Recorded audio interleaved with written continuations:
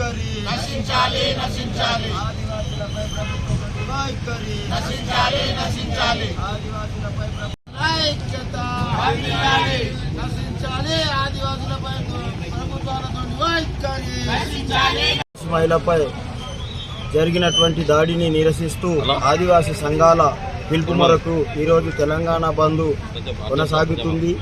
ఇది ప్రభుత్వానికి నిరసన తెలపడానికి. ఘటన జరిగి ఇన్ని రోజులైనా కానీ ఆదివాసీలపై ఇంత చిన్న చూప ప్రభుత్వాన్ని ఈ సందర్భంగా మేము అడుగుతున్నాం. ఘటన జరిగి ఇన్ని రోజులైనా కానీ ఒక ప్రభుత్వ శాఖ నుంచి మంత్రి గారు కావచ్చు, వాళ్ళ శాఖ తరపు నుంచి ఎవరు రాకపోవడం యావత్ ఆదివాసీ ప్రజలు నిరసనంగా ఈరోజు తెలంగాణ బంద్కు పిలుపునివ్వడం జరిగింది.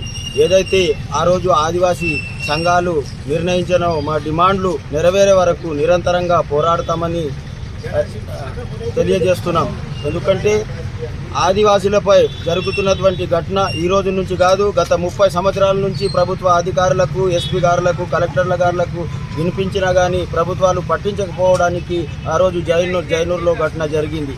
అక్కడ నివసిస్తున్నటువంటి మైనారిటీలు ఎవరైతే ఉన్నారో 1950 తర్వాత వచ్చినటువంటి మైనారిటీలను అక్కడి నుంచి ఖచ్చితంగా తరలించాలా. తరలించే వరకు ఆదివాసీలందరూ కూడా పోరాటం చేస్తారు. అదేవిధంగా ఎవరైతే ఆదివాసీ మహిళపై హత్యానికి పాల్పడిన దుండగును వెంటనే పాస్పోర్ట్ ద్వారా ఏర్పాటు చేసి ఆయనకి బహిరంగంగా ఉరిదీయాలని ఆదివాసీ సంఘాల తరఫున డిమాండ్ చేస్తున్నాం. అదేవిధంగా ఆ ఘటనకు పాల్పడిన మహిళకు ఆమె ఆరోగ్య పరిస్థితి ఏ విధంగా ఉన్నది, ఇప్పటివరకు ప్రభుత్వాలు ఆ బులెటిన్ విడుదల చేయలేదు. ప్రతిరోజు కూడా ఆమె ఆరోగ్య పరిస్థితిని యావత్ ఆదివాసీ సమాజానికి తెలపాల్సిన అవసరం ఉన్నదని ఈ సందర్భంగా ప్రభుత్వానికి విజ్ఞప్తి చేస్తున్నాము. దాంతోపాటు ఆ కుటుంబానికి కూడా ప్రభుత్వం ఆదుకోవాలి. ఆదుకోకపోతే మాత్రము సరైన నిర్ణయం కాదు. ఈరోజు మేము తెలియజేస్తున్నాము.